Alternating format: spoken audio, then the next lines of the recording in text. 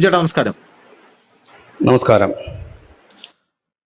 നമ്മളെപ്പോഴും പറയുന്ന ഒരു സംഭവമാണ് ഈ യൂറോപ്പില് യു കെ എന്ന് പറയുന്ന യുണൈറ്റഡ് കിങ്ഡം, നമ്മളെ 200 കൊല്ലം അടക്കി ഭരിച്ച ഈസ്റ്റ് ഇന്ത്യ കമ്പനിയുള്ള ആ രാജ്യം ഏതാനും വർഷങ്ങൾക്കകം ചുടുകാടാകും എന്ന് നമ്മൾ പറയുന്നതാണ്. കാരണം നമ്മളെ ഇന്ത്യയും പാകിസ്ഥാനുമായിട്ട് അവർ പിരിച്ചത് നമ്മൾ എല്ലാ കാലത്തും അങ്ങോട്ടും ഇങ്ങോട്ടും ഫൈറ്റ് ചെയ്ത് കൊണ്ട് മുന്നേറാനാണ്. ഈ UK ഇസ്രായേലിനെയും ഫലസ്തീനുമായിട്ട് അടിയുണ്ടാക്കിയതും മിഡിൽ ഈസ്റ്റ് അവർക്ക് കലാപകലുഷിതമാക്കി നിർത്താനാണ്. അങ്ങനെ പല പല സെറ്റപ്പുകൾ അവർ പല രാജ്യങ്ങളിലും ചെയ്തു വച്ചിട്ടുണ്ട്. അതിൽ വലിയ മുതലെടുപ്പുകളും ഫൈറ്റുകളും ഇപ്പോൾ നടക്കുന്നുമുണ്ട്. പക്ഷേ കാലത്തിന്റെ ഒരു കാവ്യനീതി നോക്കണേ, ഈ പാകിസ്ഥാനിൽ നിന്ന് ഏറ്റവും അധികം കുടിയേറ്റക്കാർ പോയിരിക്കുന്നത് UK യിലേക്കാണ്, യുണൈറ്റഡ് കിങ്ഡത്തിലേക്കാണ്. പോരാത്തതിന് ഇപ്പോ അഭയാർത്ഥികളുടെ ഒരു കുത്തൊഴുക്ക് തന്നെയാണ് UK യിലേക്ക് നടക്കുന്നത് എന്നുള്ളതാണ്. അപ്പൊ കഴിഞ്ഞ ദിവസം ഫ്രാൻസിൽ വലിയ പ്രതിഷേധം പൊട്ടിപ്പുറപ്പെട്ടത് നമ്മൾ ചർച്ച ചെയ്തതാണ്. അതിനുശേഷം ഇപ്പോൾ ഫിലിപ്പൈൻസിൽ വലിയ പ്രതിഷേധം പൊട്ടിപ്പുറപ്പെടാൻ പോകുന്നു. 21-ാം തീയതി പ്രതിഷേധ റാലി വെച്ചിട്ടുണ്ട്. അപ്പോൾ അവിടുത്തെ രാഷ്ട്രപതി പറഞ്ഞത് സമാധാനപരമായിരിക്കണം, സൈനികർക്കൊക്കെ നിർദ്ദേശം കൊടുത്തിട്ടുണ്ട്. എന്നിട്ട് അദ്ദേഹം ഒരു കാര്യം കൂടെ പറഞ്ഞിട്ടുണ്ട്: സൈനികർ നമ്മുടെ ഭരണഘടനയോട് കൂറുള്ളവരാണെന്നാണ് ഞാൻ വിചാരിക്കുന്നത്. അതായത് സൈനികർ യവന്മാരെ കൂടെ ചേർന്ന് നമുക്ക് ഇതിന് തിരിയരുത് എന്നാണ് അദ്ദേഹം ഉദ്ദേശിക്കുന്നത്. നേപ്പാളിൽ ഇപ്പോഴും പ്രതിഷേധം നടക്കുകയാണ്. കർക്കിയുടെ വീട്ടിന്റെ ഫ്രണ്ടിൽ വരെ ഇപ്പോൾ ആൾക്കാർ എത്തിയിട്ടുണ്ട് പ്രതിഷേധമായിട്ട്. കർക്കിയാണ് അവിടുത്തെ പുതിയ പ്രധാനമന്ത്രി, ജെൻസിയാണ് അവരെ പ്രധാനമന്ത്രിയാക്കിയത്, എന്നിട്ടും പ്രതിഷേധം തീരുന്നില്ല. ബംഗ്ലാദേശിൽ ഓൾറെഡി പ്രതിഷേധമായി, ജപ്പാനിൽ ആൾക്കാർ തെരുവിലിറങ്ങുന്നു. പക്ഷെ ഇവിടെ UK ഒരു ഡിഫറൻസ് ഉണ്ട്. അതായത് UK കടുത്ത ഇസ്ലാമിക വിരുദ്ധ പ്രതിഷേധമാണ് അവിടെ നടന്നുകൊണ്ടിരിക്കുന്നത്. പോലീസിനൊന്നും നിയന്ത്രിക്കാൻ പറ്റുന്നില്ല. പോലീസ് അടികൊണ്ട് ചോര തുപ്പുന്ന ഒരു കാഴ്ചയാണ് കഴിഞ്ഞ ദിവസം നമുക്ക് കാണാനായിട്ട് സാധിച്ചത്. ടോമി റോബിൻസൺ എന്ന് പറയുന്ന തീവ്ര വലതുപക്ഷ പാർട്ടിയുടെ ഒരു നേതാവാണ് ഈ പ്രതിഷേധത്തിന് ചുക്കാൻ പിടിക്കുന്നത്.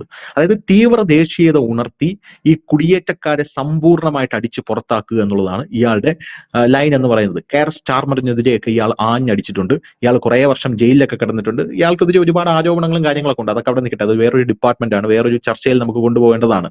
ഈ പ്രതിഷേധക്കാര് തെരുവിലിറങ്ങിയപ്പോൾ ഈ ടോമി റോബിൻസന്റെ നിർദ്ദേശപ്രകാരം 1.10, അതായത് 1,10,10,000 പ്രതിഷേധക്കാരാണ് തെരുവിലിറങ്ങിയത്. അതിന്റെ ദൃശ്യങ്ങളൊക്കെ ഇപ്പൊ പുറത്തു വന്നിട്ടുണ്ട്. പോലീസിന് നേരെ വമ്പൻ ആക്രമണമാണ് പിന്നെ നടത്തിയത്. പോലീസ് നിർദ്ദേശം കൊടുത്തിട്ടുണ്ട്, അതായത് കുടിയേറ്റക്കാരൊന്നും ഇവരുടെ മുമ്പിൽ ചെന്ന് പെട്ടുകഴിഞ്ഞാൽ നിങ്ങളുടെ കാര്യം കട്ടപ്പുകയാണ് എന്നാണ് പറഞ്ഞിരിക്കുന്നത്. അപ്പൊ കുടിയേറ്റക്കാരെന്ത് ചെയ്തു? കുടിയേറ്റക്കാരുടെ അവന്മാരെ കയ്യിലിരിപ്പാണ് കേട്ടോ, അവർക്ക് അത് വേണം എന്ന് തന്നെയാണ് എനിക്ക് തോന്നുന്നത്. കാരണം ഇവന്മാര് ഈ UK പല തെരുവുകളിലും പച്ചയ്ക്ക് നിന്നുകൊണ്ട് വലിയ റാലികൾ സംഘടിപ്പിച്ച് ഒച്ചത്തിൽ ഷെറിയ ഫോർ UK എന്ന് പറഞ്ഞ ഒരു മൂവ്മെന്റ് അവിടെ നടത്തുന്നത്. UK ഷെറിയ വരണം എന്ന് പറഞ്ഞൊരു മൂവ്മെന്റ് നടത്തുന്നുണ്ട്. അതിനിടയിലാണ് മഹമ്മൂദ്, ഒരു പാകിസ്ഥാനി ആയിട്ടുള്ള ഒരു കുടിയേറ്റ വനിത, ഇപ്പോൾ ഹോം സെക്രട്ടറി ആയിട്ട് അവിടെ അവരോധിതയാകുന്നത്. കെയർ സ്റ്റാർമറുടെ ഇതെങ്ങനെ സംഭവിച്ചു എന്ന് പറഞ്ഞുകൊണ്ട് UK വേറൊരു പ്രതിഷേധം നടത്തുന്നുണ്ട്. ഈ പ്രതിഷേധം എന്താ, കിങ്ഡം മാർച്ച് എന്നാണ് ഇവർ ഈ പ്രതിഷേധത്തിന് പേര് കൊടുത്തിരിക്കുന്നത്. ആദ്യം നടത്തിയ പ്രതിഷേധത്തിൽ 5000 പേര് സംഘടിപ്പിച്ചു. അപ്പൊ പോലീസ് ആദ്യം ഒന്നും ഇത് വലിയ കണക്കാക്കിയില്ല എന്ന് പറഞ്ഞാൽ വലിയൊരു കണക്കിലെടുത്തില്ല. പക്ഷെ ഇവരെന്ത് ചെയ്തു? ഇവര് ഒരു ദിവസം ഫുട്ബോൾ മത്സരങ്ങളും കൺസേർട്ടുകളും നടക്കുന്ന പല സ്ഥലങ്ങളിൽ നിന്നും ഇവര് സംഘടിച്ച് പ്രതിഷേധം തുടങ്ങി. ഉടനെ തന്നെ 1600 പോലീസുകാരെ വിന്യസിച്ചു. എങ്ങനെ പ്രതിഷേധം കൂടി ഇപ്പൊ ലണ്ടന്റെ പല തെരുവുകളിലും ഈ പ്രതിഷേധം വ്യാപിച്ചു. അപ്പൊ പോലീസ് കുടിയേറ്റക്കാരോട് ഇറങ്ങരുത് എന്ന് പറയുന്നുണ്ടെങ്കിലും ഈ കുടിയേറ്റക്കാരെന്ത് ചെയ്തു? സ്റ്റോപ്പ് റേസിസം എന്ന് പറഞ്ഞുകൊണ്ട് അപ്പുറത്തൊരു പ്രതിഷേധം അവരും തുടങ്ങി. ഇപ്പൊ പോലീസിന്റെ പ്രധാനപ്പെട്ട പണി ഇവന്മാരെ രണ്ടുപേരെയും കൂട്ടിമുട്ടിക്കാതിരിക്കുക എന്നുള്ളതാണ് പോലീസിന്റെ പണി. അതേസമയം ഈ ടോമി റോബിൻസന്റെ അനുയായികളുടെ പ്രതിഷേധം തകർക്കാനായിട്ട് പോലീസിന് പറ്റുന്നില്ല. പോലീസിനെ ഇവർ നിരന്തരം ആക്രമിച്ചുകൊണ്ടിരിക്കുകയാണ്. അത് ഒന്നാമത്തെ കാര്യം. UK കുടിയേറ്റക്കാരുടെ ഹോട്ടലുകൾക്ക് മുമ്പിലെല്ലാം ഇവർ പ്രതിഷേധവുമായിട്ട് രംഗത്തെത്തിയിട്ടുണ്ട്. മേക്ക് അമേരിക്ക ഗ്രേറ്റ് അഗൈൻ എന്ന് പറഞ്ഞ പ്ലക്കാർഡുകൾ ഈ പ്രതിഷേധക്കാർ ഉയർത്തുന്നുണ്ട്. സംതിങ് ഫിഷിയാണ്. രണ്ടാമത്തെ കാര്യം, ഇവർ ഉയർത്തുന്ന വേറൊരു സംഭവം എന്ന് പറഞ്ഞാൽ എന്താ അറിയോ? കുരിശ്. ഈ കുരിശും പൊക്കി പിടിച്ചുകൊണ്ടാണ് അതായത് ഒരു ക്രിസ്ത്യൻ മുസ്ലിം സംഘർഷത്തിലേക്ക് ഇത് പോകുമോ എന്നുള്ളൊരു ഭയത്തിലാണ്. അങ്ങനെ പോയി കഴിഞ്ഞാൽ രാജ്യം കലാപകലുഷിതമാവും. നമ്മുടെ യോഗി ആദിത്യനാഥ് പോലെയും അമിത്ഷായെ പോലെയൊന്നും കലാപം നേരിട്ട് ഒരു എക്സ്പീരിയൻസ് ഇവർക്കില്ലല്ലോ. ഇവരെ കലാപങ്ങളൊക്കെ കണ്ട് വളർന്ന് അത് നേരിട്ട് കലാപമൊക്കെ എവിടെ തട്ടിയാ കലാപം ഉണ്ടാവും, എവിടെ തട്ടിയാ അത് നിൽക്കും എന്ന് പറഞ്ഞാൽ ഈ അജിത് ഡോവലിനെയൊക്കെ ഇറക്കി, നമുക്കറിയാലോ സ്വിച്ചിട്ട പോലെയല്ലേ ഡൽഹി കലാപമൊക്കെ നിർത്തിയത്. അജിത് ഡോവൽ ഒന്ന് അവിടെ കാലെടുത്ത് വെച്ചതുള്ളൂ, ഡൽഹി കലാപം നിർത്തി. പോയി തലയെ അള്ളി പിടിച്ചോണ്ട് വരിക. ഇവർ ഈ കലാപകാരികളെയാണ് ആക്രമിക്കുന്നത്. ഇവർക്ക് ഇതിന്റെ തല എവിടെയാണ് എന്നുള്ളൊരു പിടി ഇവർക്ക് ഒരു പിടുത്തം കിട്ടുന്നില്ല എന്നുള്ളതാണ് ഇവരുടെ നിലവിലത്തെ ഒരു പ്രശ്നം എന്ന് പറയുന്നത്. അപ്പൊ UK കലാപകലുഷിതമായിരിക്കുന്ന ഈ സാഹചര്യത്തിൽ യൂറോപ്യൻ രാജ്യങ്ങൾ മുഴുവൻ ജാഗ്രത പുലർത്തിയിരിക്കുകയാണ്. എന്നിടയിൽ മസ്ക് എന്ന് പറഞ്ഞിട്ടുണ്ട് ഡു ഓർ ഡൈ മക്കളെ എന്ന്. അതായത് ഒന്നെങ്കിൽ മരിക്കുക, അല്ലെങ്കിൽ ചെയ്യുക എന്ന് മസ്ക് എഴുതിയിൽ എണ്ണ ഒഴിക്കാൻ പറഞ്ഞിട്ട്. അപ്പൊ യൂറോപ്യൻ രാജ്യങ്ങൾ അലർട്ടായി. ഇതെങ്ങാനും യൂറോപ്പിലേക്ക് സമ്പൂർണ്ണമായി വ്യാപിച്ചാൽ എന്ത് ചെയ്യും? അങ്ങനെ വ്യാപിച്ചു കഴിഞ്ഞാൽ ഒന്നാമത്തെ കാര്യം, ഇവിടെ നാറ്റോ റഷ്യയുമായിട്ട് അടികൊണ്ട് പിന്തിരിഞ്ഞോടി നിൽക്കുകയാണ്. ആ സമയത്ത് യൂറോപ്പ് മുഴുവൻ ഒരു കലാപകലുഷിതമായിട്ടുള്ള ഒരു പ്രശ്നം ഉണ്ടായാൽ ഇവിടെയും സാമ്പത്തിക നഷ്ടം, ആഭ്യന്തര യുദ്ധവും കൂടെ. അപ്പൊ അത് ഞങ്ങൾക്ക് തടയണം എന്ന് പറഞ്ഞൊരു മൂവ്മെന്റ് ആണ് ഇപ്പോൾ യൂറോപ്പിൽ സമ്പൂർണ്ണമായിട്ട് നടക്കുന്നത്. എന്താണ് ഇതിന്റെ കാരണം? എവിടെ നിന്നാണ് ഇതിന്റെ ഒരു ഉറവിടം? എന്താണ് ഇതിന്റെ ഉറവിടം? എന്താണ് തോന്നുന്നത്?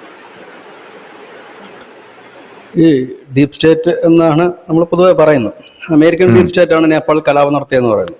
അങ്ങനെയെങ്കിൽ യൂറോപ്യൻ യൂണിയന്റെ അല്ലെങ്കിൽ അമേരിക്കയുടെ വലങ്കൈയായ ജപ്പാനിൽ പ്രതിഷേധം പടരുകയാണ്.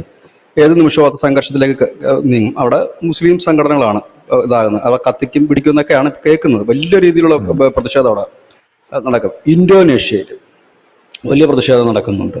ഇതൊക്കെ അമേരിക്കൻ സൗഹൃദ രാജ്യങ്ങളാണ്. ഇത് Nepal, Indonesia, France, Japan, Thailand, ഇപ്പോൾ UK, ബ്രിട്ടൻ, പിന്നെ ജർമ്മനിയിൽ അതിൻ്റെ ചെറിയ പരിപാടികളൊക്കെ ആരംഭിച്ചിരിക്കുന്നു. ഇത്രയും ഇടങ്ങളിലാണ് നിലവിൽ. നാളെ ഇത് കൂടുതൽ സ്ഥലങ്ങളിലേക്ക് പടരും. എനിക്ക് തോന്നുന്നു ന്യൂസ് ഇന്ത്യ മലയാളം എന്നത് നമ്മുടെ മറ്റേ ചാനൽ, ഇപ്പോൾ ന്യൂസ് ഇന്ത്യ മലയാളം പോയിന്റാണ്. നമ്മുടെ ന്യൂസ് ഇന്ത്യ മലയാളം എന്ന് വെച്ചാൽ ഡെയിലി ന്യൂസ് അപ്ഡേറ്റ് ചെയ്യുന്ന ചാനലുണ്ട്. അപ്പോൾ ആ ചാനലിൽ നമ്മൾ ധനുഷ് ഓർമ്മയുണ്ടാകും, കഴിഞ്ഞ 2 വർഷത്തിനിടയ്ക്ക് നമ്മൾ ഈ UK ഇത്തരം പ്രവർത്തനങ്ങളെക്കുറിച്ച് വിശദമായി തന്നെ വാർത്തകൾ ചെയ്യുമായിരുന്നു. അവിടെ നടക്കുന്ന ചെറിയ സ്പന്ദനങ്ങൾ പോലും നമ്മളത് കൊടുക്കാറുണ്ട്.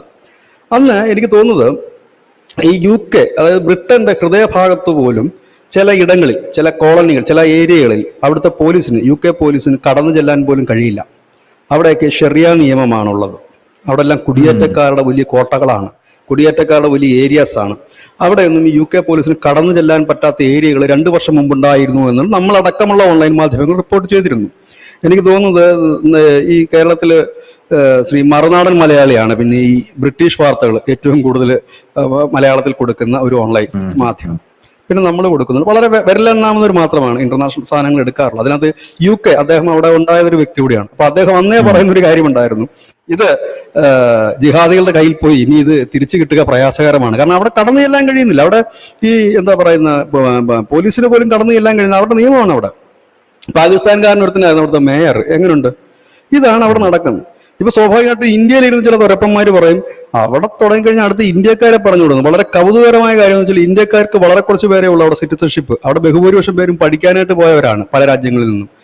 മറ്റ് രാജ്യങ്ങളിൽ നിന്നുള്ള സിറ്റിസൺഷിപ്പ് കുറവാണ്. ഈ കുടിയേറ്റക്കാരാണ് അവിടെ കൂടുതലും. ഇപ്പം അതായത് അമേരിക്കയിലെ പോലെ അത്രയും വലിയൊരു ജനസംഖ്യ ഇന്ത്യക്കാർ ഈ UK ഇല്ല, സിറ്റിസൺഷിപ്പ് ഇല്ല. വർക്ക് ചെയ്യുന്നതല്ല ഞാൻ പറഞ്ഞത്, അവർക്ക് സിറ്റിസണോടാണ് പ്രശ്നം. ഇത് ഭാവിയിൽ ഒരു പക്ഷേ മറ്റു രാജ്യങ്ങളിലുള്ളവർക്കെതിരെയും ഈ പ്രതിഷേധം തിരിയാം. 2018 അവിടെ ഒരു രാഷ്ട്രീയ പാർട്ടി രൂപം കൊള്ളുകയും അത് പിന്നീട് റിഫോംസ് UK എന്നും അതൊരു പാർട്ടിയായി മാറുകയും ചെയ്തു. ഈ റിഫോംസ് UK വന്ന സമയം മുതൽ ന്യൂസ് ഇന്ത്യ മലയാളം ഇത് ചെയ്യുന്നത്. എനിക്ക് തോന്നുന്നു ധനുഷും ഞാനുമായിട്ട് 2-3 വട്ടമെങ്കിലും ചർച്ച നടത്തിയിട്ടുണ്ടെന്ന് റിഫോംസ് UK കുറിച്ച്. ഇപ്പം UK കുറിച്ചും ജർമ്മനിയിലുള്ള വലതുപക്ഷ ആൾട്ടർനേറ്റീവ് പാർട്ടിയെ കുറിച്ചും ഒക്കെ നമ്മൾ ചർച്ച നടത്തിയിട്ടുണ്ട്. അപ്പോൾ ഈ റിഫോംസ് UK വരുന്നു. കഴിഞ്ഞ തെരഞ്ഞെടുപ്പിൽ ഇപ്പൊ കഴിഞ്ഞ അവിടുത്തെ പാർലമെന്റ് തെരഞ്ഞെടുപ്പിൽ 6 സീറ്റ് അവർ നേടി. 2018 രൂപീകരിച്ചൊരു പാർട്ടിയാണ്. അവിടെ 2 ഘടാഘടിയന്മാരായ പാർട്ടികൾ ഏറ്റുമുട്ടിക്കൊണ്ട് 6 സീറ്റ് നേടുക എന്ന് പറയുന്നത് ചെറിയ കാര്യമല്ല അവിടുത്തെ പാർലമെന്റിലേക്ക്.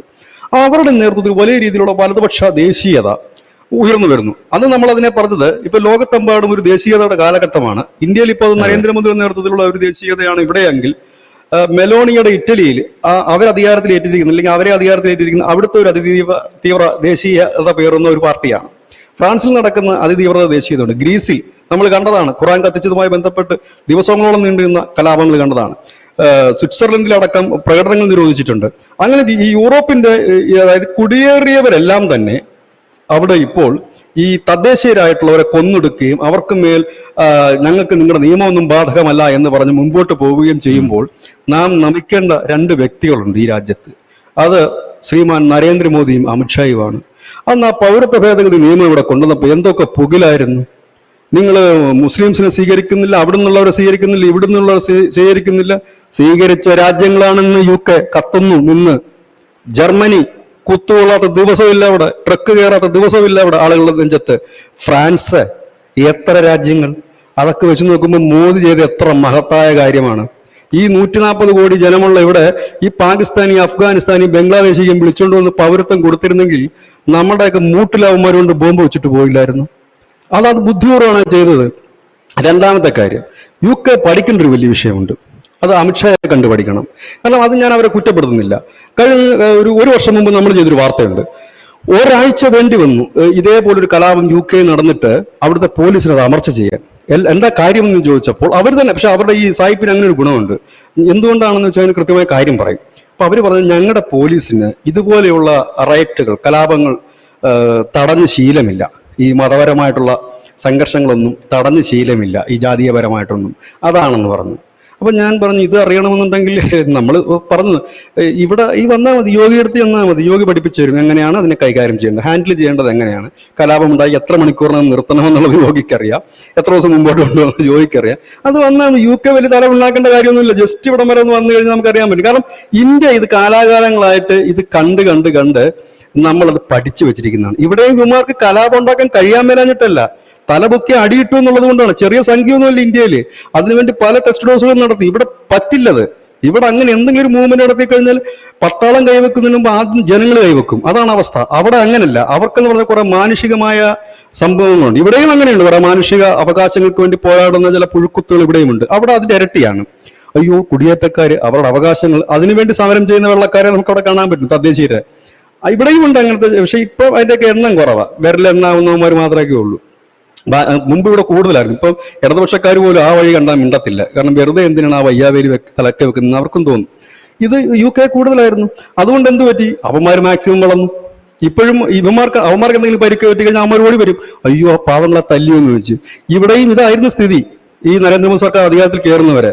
ഇപ്പോഴങ്ങനല്ല. വഴിയെ കൂടെ പോകുന്ന വണ്ടി തിരിച്ചുവിടും. അവിടെ ഒരുത്തം പരിക്കുപറ്റി കിടക്കുന്നുണ്ട്, അയ്യോ അവനെ എടുക്കല്ലേ, എടുത്തു കഴിഞ്ഞാൽ UAPA വരും, പിന്നെ NIA വരും, പിന്നെ ആകപ്പാടെ കൊല്ലാപ്പാവും എന്നറിയാം. അതാണ് ഇവിടെ. അപ്പൊ ഇത് ഇന്ത്യയെ കണ്ട് ഒരുപാട് കാര്യങ്ങൾ സായിപ്പന്മാർ പഠിക്കാനുണ്ട്. സായിപ്പന്മാർ അന്ന് ഉണ്ടാക്കി വെച്ചത് നമ്മളും പാകിസ്ഥാനുമായിട്ട് ഉള്ള കാലം മുഴുവൻ തല്ലി, ജാതിയും മതവും പറഞ്ഞ് തല്ലി പിരിയണം, അതിനു വേണ്ടിയിട്ടായിരുന്നു അവരെന്നത് നമുക്ക് ഉണ്ടാക്കി വെച്ചത്. പക്ഷെ നമ്മളതിനെ അതിജീവിച്ചു, ഹാൻഡിൽ ചെയ്യാൻ പഠിച്ചു എങ്ങനെയാണെന്നുള്ളത്. പക്ഷെ ഇതിപ്പോൾ കറങ്ങിത്തിരിഞ്ഞ് കാലത്തിന്റെ കാവ്യനീതി പോലെ UK എത്തി നിൽക്കുമ്പോൾ അവർക്കതിനെ തടയിടാൻ വലിയ പ്രയാസമാണ്. ഈ യൂറോപ്യൻ യൂണിയന്റെ ഒരു പ്രത്യേകത ഉണ്ട്, എന്താണെന്നറിയാവോ? അവിടുത്തെ ഏതെങ്കിലും ഒരു രാജ്യത്ത് ഏതെങ്കിലും ഒരു പ്രതിഷേധം രൂപപ്പെട്ട് കഴിഞ്ഞാൽ അത് സർവ്വവ്യാപിയാണ്. അതിങ്ങനെ ഒരു ക്യാൻസർ പോലെ പടർന്നു പിടിച്ചുകൊണ്ടിരിക്കും. ഫ്രാൻസിൽ നമ്മൾ കണ്ടതാണ് ഒരാഴ്ചക്ക് മുമ്പ് ഒരു വലിയ കലാപം. നമ്മൾ ഗ്രീസിൽ കണ്ടതാണ്, അവിടെ വലിയ കലാപം 20 ദിവസം നീണ്ടുനിന്നത്. പള്ളികൾ പലതും കത്തിച്ചു, ക്രിസ്ത്യൻ പള്ളികൾ കത്തിച്ചുകൊണ്ട് വലിയ കലാപം ഉണ്ടായിരുന്നു. ജർമ്മനിയിൽ നമ്മൾ കണ്ടതാണ്. അവിടെ അങ്ങനെയാണ് ആൾട്ടർനേറ്റീവ് പാർട്ടി രംഗത്ത് വരുന്നത്. അവിടെ പിന്നെ അവർ ഒരു പരുവത്തിലൊക്കെ പിടിച്ചു നിർത്തി. കാരണം എന്താ വെച്ചാൽ അവിടെ വേറൊരു ഉപായം അവിടുത്തെ ഗവൺമെന്റ് കാണിച്ചു. കാരണം അവരെന്ത് ചെയ്തു, ഈ ദേശീയവാദികൾക്കൊപ്പം നിന്ന് നിലപാടെടുത്തു. അവിടുത്തെ ചാൻസലർ ഉൾപ്പെടെ. ചാൻസലർ പറഞ്ഞു, ശരിയാണ് നിങ്ങൾ പറഞ്ഞത്, കുടിയേറ്റക്കാരെ മുഴുവൻ ഞങ്ങൾ പുറത്തു കളയും. അങ്ങനെ പറഞ്ഞ് ഇവരെ ആശ്വസിപ്പിച്ച് നിർത്തിയിരിക്കുകയാണ്. ഇതാണ് ഇതിന്റെ ഒരു യാഥാർത്ഥ്യം. യൂറോപ്പ് ഇതിന് വലിയ വില കൊടുക്കേണ്ടി വരും. ഇന്ത്യയിൽ ദൈവരാജ്യം സൃഷ്ടിക്കണം എന്ന് പറയുന്നവർ ആദ്യം ചെയ്യേണ്ടത് സ്വന്തം രാജ്യത്തെ കാലിലടിയിൽ നിന്ന് ഒലിച്ചു പോകുന്ന മണ്ണെങ്കിലും നിലനിർത്തുക എന്നുള്ളതാണ്. എത്ര ക്രിസ്തീയ രാജ്യം ഈ ലോകത്തുണ്ടായിരുന്നു? ലബനൻ ഒരു ക്രിസ്തീയ രാജ്യമല്ലായിരുന്നു, എങ്ങനെ അത് മുസ്ലിം രാജ്യമായി? എത്രയോ ആഫ്രിക്കൻ രാജ്യങ്ങളിൽ ഇവർ പറയുന്നതൊക്കെ എന്താണ്, വിദ്യാഭ്യാസം നൽകി, ആരോഗ്യം നൽകി, എന്നിട്ട് എന്തേ അവിടെ നിന്നൊക്കെ പോകേണ്ടി വന്നത്? അപ്പം എന്താണ് സ്വന്തം ബ്രിട്ടൻ അവരുടെ ഏറ്റവും വലിയ രാജ്യങ്ങളിലൊന്നാണ് ക്രിസ്ത്യാനികളെ സംബന്ധിച്ച്. ഞാൻ വിഭാഗം ഏതാണെന്ന് ഞാൻ പറയുന്നില്ല. ക്രിസ്ത്യൻ പൊതുവെ നമുക്ക് അങ്ങനെ പറയാം, ഹിന്ദുക്കൾ എന്ന് പറയുമ്പോൾ അങ്ങനെ തന്നെയാണല്ലോ. അപ്പം എന്തുകൊണ്ട് അവിടങ്ങളിലൊക്കെ മറ്റുള്ളവർ കടന്നു കയറി എന്നാണ് ആദ്യം ചിന്തിക്കേണ്ടത്, അല്ലേ? ഇന്ത്യയിൽ ഈ യാതൊന്നും കടന്നു കയറിയിട്ടില്ല. നിങ്ങൾ പെറ്റുപെരുകാത്തത് കൊണ്ട് മാത്രമാണ് ഇവിടെ വർദ്ധിക്കാത്തത്.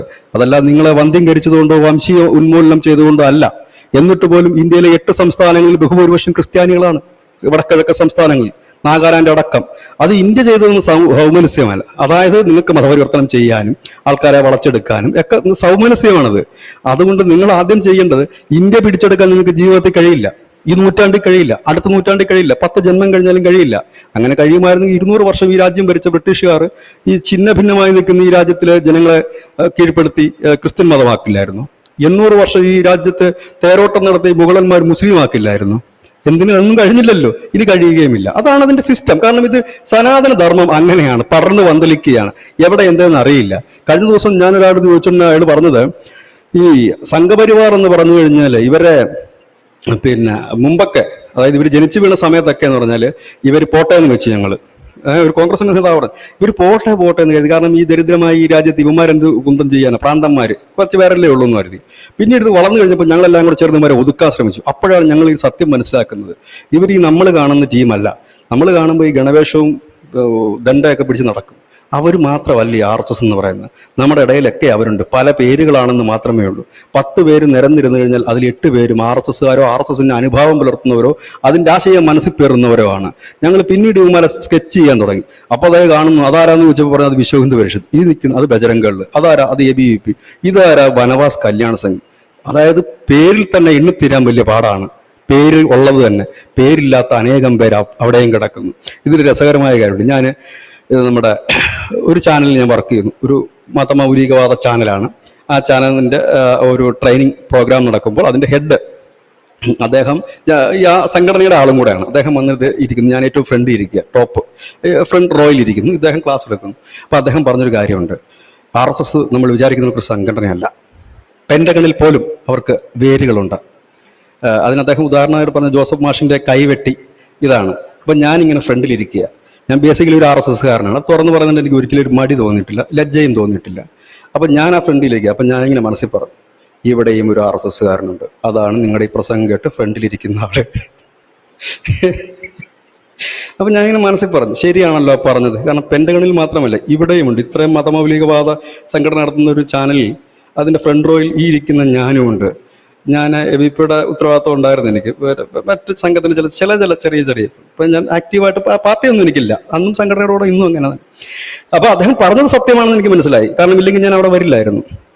അപ്പോൾ ഇതാണ് മൊത്തത്തിൽ വ്യാപിച്ചിരിക്കുന്നത്. കാരണം ആശയം പേറുന്നവരാണ് ധനുഷ്യ കൂടുതലും പേര്. ആശയത്തെ നമുക്ക് എങ്ങനെ ഒഴിവാക്കാൻ പറ്റും? ഇപ്പോൾ ഒരു RSSകാരനെ നമുക്ക് വെട്ടിക്കൊല്ലാൻ പറ്റും, ബോംബെറിഞ്ഞ് കൊല്ലാൻ പറ്റും. പക്ഷെ അതിൻ്റെ ആശയം പേർന്ന് ഒരുത്തൻ ആ സമൂഹത്തിലുണ്ടെങ്കിൽ അവനൊന്നും ചെയ്യാൻ പറ്റത്തില്ല. അവൻ ചെയ്യുന്നതെല്ലാം അങ്ങനെ ആയിരിക്കും, അല്ലേ? അവനടുത്ത് ചിലപ്പോൾ പറയുകയാണ്, നീ ശബരിമലയ്ക്ക് പോകണ്ട, വേണ്ട, പിന്നെ എങ്ങനെ പോകാൻ പറ്റും? പമ്പ വരെ പോയി തേങ്ങ ഉടച്ച് തിരിച്ചു വെക്കോ. പക്ഷെ ഒരു വിശ്വാസിയാണെങ്കിൽ അവൻ്റെ വിശ്വാസം രക്ഷിക്കണമെന്നുണ്ടെങ്കിൽ അവനെന്ത് ചെയ്യും? ന്യൂട്രലിൽ നിന്നിട്ട് അവൻ പമ്പയെ പോയി അത് ഉടച്ചിട്ട് വരും. കാരണം അവനറിയാം, കാലം മാറുമ്പോൾ ഞാൻ നടന്ന് മല കയറി അയ്യൻ്റെ അടുത്ത് പോയി തേങ്ങ ഉടയ്ക്കും എന്ന് തന്നെ അവനറിയാം. അതുവരെ അവൻ കാത്തിരിക്കും. അത് തന്നെയല്ലേ ജൂതന്മാർ ചെയ്തത്? ഒരു പിടി മണ്ണ് വാരിക്കൊണ്ട് ഈ ലോകത്തുനിന്ന് പാലായനം ചെയ്യുമ്പോൾ അവർ പറഞ്ഞത് നാം ഒത്തുകൂടും, ഒന്നാകുമെന്ന് പറഞ്ഞു. ലോകത്ത് ഛിന്ന ഭിന്നമായി 124 രാജ്യങ്ങളിലേക്ക് പോയ ജനതയാണ് ഒന്നിച്ച് ഇസ്രായേലിലേക്ക് വന്നത്, അല്ലേ? അപ്പോൾ അതുപോലെയാണ് വിശ്വാസികളെ നമുക്ക് ഒരിക്കലും അവൻ്റെ മനസ്സിലുള്ള വിശ്വാസത്തെ നമുക്ക് കളയാൻ കഴിയില്ല. പുറമേ നിന്നുള്ള ഇപ്പം ഒരുത്തിനോട് വിരട്ടി കഴിഞ്ഞാൽ ഇവിടെ നാളെ നീ പാർട്ടിക്ക് പോകരുത്, അവൻ പാർട്ടിക്ക് പോകാതിരിക്കും. പക്ഷെ ആശയത്തെ എങ്ങനെ നമുക്ക് തകർക്കാൻ കഴിയും? അപ്പോൾ ഇതാണ് ഇതിൻ്റെ ഒരു യാഥാർത്ഥ്യം. ഇത് യൂറോപ്പ് വലിയ നമ്മളിത് മുമ്പും പലപ്പോഴും പറഞ്ഞിട്ടുണ്ട്. ധനുഷ് എപ്പോഴും പറഞ്ഞൊരു കാര്യമുണ്ട്, എന്താണ്? ബ്രിട്ടൻ ചുടുകാടാകും എന്നുള്ളത്. കാരണം ഇവന്മാരെയൊക്കെ വിളിച്ച് വരുത്തിയപ്പോഴേ തന്നെ നമുക്കറിയാം, ഇതെല്ലാം ഈ കുടിയേറ്റക്കാരെ പ്രോത്സാഹിപ്പിച്ച് ഈ പരുവത്തിലേക്ക് അവരെത്തി. ഇതിന്റെ ഫലം അവർ കൊയ്തേ പറ്റൂ. ഇന്ത്യയിൽ ഇപ്പൊ മനസ്സിലായില്ലേ പൗരത്വ ഭേദഗതി നിയമം നന്നായിരുന്നു എന്ന് ഇപ്പൊ മനസ്സിലായില്ലേ? എന്തുകൊണ്ടാണ് യോഗി ബുൾഡോസർ കയറ്റുന്നതെന്ന് മനസ്സിലായില്ലേ? ഇവിടെ വാല് പൊക്കുന്നവന്റെ വാല് മുറിച്ചുകളെന്ന് എന്തുകൊണ്ടാണെന്ന് മനസ്സിലായില്ലേ? അതായത് ഇവിടെ അത് കൈകാര്യം ചെയ്ത എക്സ്പീരിയൻസ്. അതിനൊരു നന്ദി നമ്മൾ ബ്രിട്ടീഷുകാരോട് പറയേണ്ടത് തന്നെയാണ്. കാരണം ഈ സ്വാതന്ത്ര്യം കിട്ടിയപ്പോൾ തന്നെ അവന്മാർ തന്നൊരു പണി മൂലം നമ്മൾ ഇതിനകത്ത് കുറച്ച് ട്രെയിൻഡായി. ഇല്ലെങ്കിൽ ഇവിടെയും വലിയ പ്രശ്നം ഉണ്ടാക്കിയാൽ. ഇവിടെ എന്തുകൊണ്ടാണ് കലാപം ഉണ്ടാക്കാത്തത്? ഇവർ കഴിയാൻ മേലാഞ്ഞിട്ടൊന്നുമല്ല, ഇറങ്ങിക്കഴിഞ്ഞാൽ അടി കിട്ടുമെന്ന് അറിയാം പല വഴിക്ക്. അതുകൊണ്ട് മാത്രമാണ്. അവിടെ അങ്ങനല്ല, UK അങ്ങനല്ല. ഇവർ ഇറങ്ങിക്കഴിയുമ്പോൾ കുറച്ച് മനുഷ്യാവകാശ സംഘടനകൾ വരും, കുറച്ച് പരിസ്ഥിതി സംഘടനകൾ വരും. അവിടെ കെട്ടിടം കത്തിക്കണം, അങ്ങനല്ല കത്തിക്കേണ്ട, പരിസ്ഥിതിയായി വിറകിട്ട് കത്തിക്കൂ എന്ന് പറയുന്ന ടീമാണ് അവിടെ കിടക്കുന്നത്. പെട്രോൾ ഒഴിക്കരുത്, അത് കാർബണിന്റെ പൊല്യൂഷൻസ് ഉണ്ടാക്കും, അതുകൊണ്ട് വിറക് കൂട്ടിയിട്ട് കത്തിക്കൂ എന്ന് പറയുന്നത് വലിയ പരിസ്ഥിതിവാദികളൊക്കെ ഉള്ള രാജ്യമാണത്. അതാണ് ഈ സംഭവം. ഞാൻ അതാ പറയുന്നത്. ഇത് അവർ അനിവാര്യമായ ഒരു സാധനമാണ്. അതുകൊണ്ട് ഞാൻ പറയുന്നത് കേരളത്തിൽ അടക്കം ഇന്ത്യയിലടക്കം ദൈവരാജ്യം സൃഷ്ടിക്കാൻ കഴിയുന്ന സഹോദരങ്ങളൊക്കെ പ്രാർത്ഥിക്കേണ്ടത് UK-ലും മറ്റുള്ളിടങ്ങളിലും അടക്കം ക്രിസ്ത്യാനികൾ നേരിടുന്ന ക്രൂരപീഡനത്തിലാണ്. അവരുടെ രാജ്യം നഷ്ടപ്പെടാതിരിക്കുന്നതിന് വേണ്ടിയിട്ടാണ് പ്രാർത്ഥിക്കേണ്ടത് എന്ന് മാത്രമാണ് എനിക്ക് പറയാനുള്ളത്. അത് കഴിഞ്ഞിട്ട് സമയം ഉണ്ടെങ്കിൽ വാ, ഇവിടെ നമുക്കൊരു രാജ്യം സൃഷ്ടിക്കപ്പെടാം. ബിജുചേട്ടൻ ഫുൾ ഫോമിലായി. Thank you ബിജുചേട്ടാ.